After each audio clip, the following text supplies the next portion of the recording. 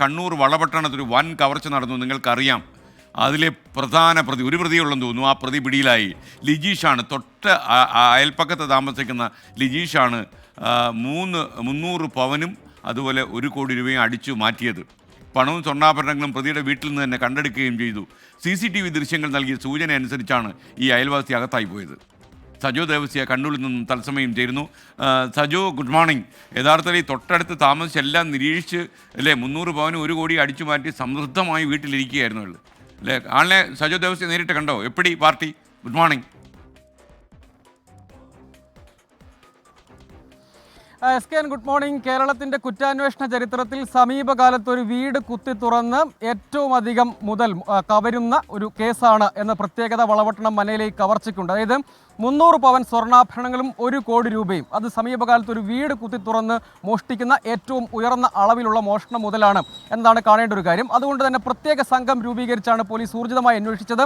മോഷണം നടന്നത് കഴിഞ്ഞ മാസം 20-ാം തീയതിയാണ്. അതായത് 12ാമത്തെ ദിവസമാണ് പ്രതി പിടിയിലാകുന്നത്. പ്രതി ഈ ഉടമ, അതായത് മന്നയിലെ അരി വ്യാപാരി KP അഷ്റഫിൻ്റെ വീട്ടിലാണ്. അദ്ദേഹം കഴിഞ്ഞ മാസം 19-ാം തീയതി മധുരയിലെ സുഹൃത്തിൻ്റെ വീട്ടിൽ വിവാഹ ചടങ്ങിന് വേണ്ടി പോയിരുന്നു. 24-നാണ് മടങ്ങി വന്നത്. കുടുംബാംഗങ്ങളടക്കം അവർ മുഴുവൻ ആളുകളും പോയി.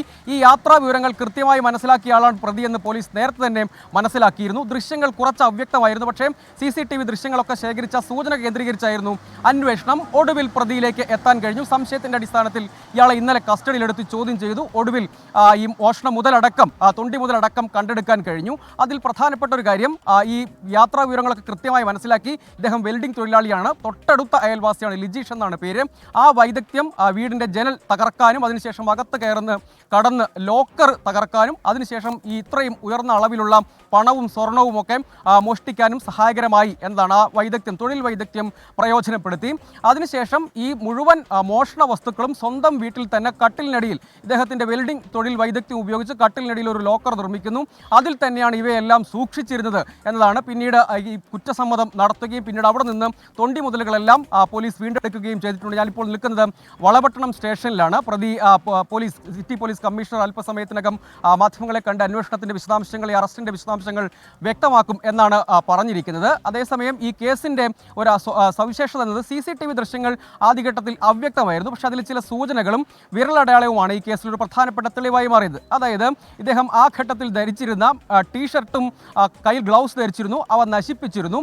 പക്ഷേ ആ ടീഷർട്ട് ഇദ്ദേഹം ധരിച്ചിട്ടുണ്ട് എന്ന അയൽവാസികളുടെയും മറ്റുമൊക്കെ മൊഴി ഈ കേസിലൊരു നിർണായക സൂചനയായി മാറി. പിന്നീടാണ് അതിലേക്ക് എത്താൻ സഹായകരമായത്. അതായത് മോഷണ സമയത്ത് ധരിച്ചിരുന്ന ടീഷർട്ട് ധരിച്ച് ഇദ്ദേഹത്തെ മറ്റു പല സ്ഥലങ്ങളിലും കണ്ടിട്ടുണ്ട്. അത്തരം സാക്ഷിമൊഴികൾ പോലീസിന് ലഭ്യമായി. അതുകൂടി പ്രതിയിലേക്ക് എത്താൻ ഒരു സഹായമായി മാറി. പിന്നീട് നേരിട്ട് അവിടെ നിന്ന് തന്നെ തൊണ്ടി മുതൽ കണ്ടെടുത്തതോടുകൂടി പ്രതിയിലേക്ക് എത്താൻ കഴിഞ്ഞു. ഒപ്പം ഫോണിൽ നടത്തിയ ആശയവിനിമയം. അതേസമയം കൂടുതൽ സഹായം എന്തെങ്കിലും, നിലവിൽ ഒരു പ്രതി മാത്രമാണുള്ളത്. ഇയാൾ ഒറ്റയ്ക്കാണ് വീടിനകത്ത് കടന്നത് എന്നതിന് CCTV ദൃശ്യങ്ങൾ തെളിവാണ്. 20-ാം തീയതിയാണ് ഈ മോഷണം നടത്തിയതെന്നതിനും തെളിവാണ്. അത്തരം കാര്യങ്ങളൊപ്പം തൊണ്ടി മുതലും കണ്ടെടുക്കാൻ കഴിഞ്ഞു. അതേസമയം മറ്റാരെങ്കിലും എന്തെങ്കിലും സഹായങ്ങൾ നൽകിയിട്ടുണ്ടോ എന്നതുകൂടി പരിശോധിക്കുമെന്നാണ് പോലീസ് ഇപ്പോൾ പറഞ്ഞത്. ഏതെങ്കിലും നിലയ്ക്കുള്ള സഹായങ്ങൾ ലഭ്യമായിട്ടുണ്ടോ എന്നതാണ്. പക്ഷേ ഇയാൾക്ക് തന്നെ ഈ കുടുംബത്തിൻ്റെ യാത്രാ വിവരങ്ങളൊക്കെ അറിയാമായിരുന്നു. അവിടെ പണമുണ്ടെന്നറിയാം, തൊട്ടടുത്ത അയൽവാസിയാണ്.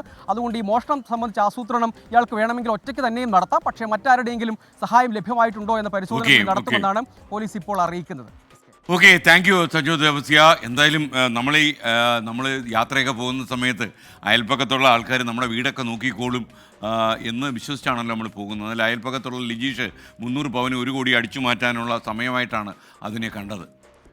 ലിജീഷ് പരമാവധി ശിക്ഷ അയാൾക്ക് വാങ്ങിച്ചു കൊടുക്കട്ടെ. കാര്യം ഇത്തരം മോഷണങ്ങളൊക്കെ തന്നെ മുളയിലെ നുള്ളാൻ നമുക്ക് കഴിയണം.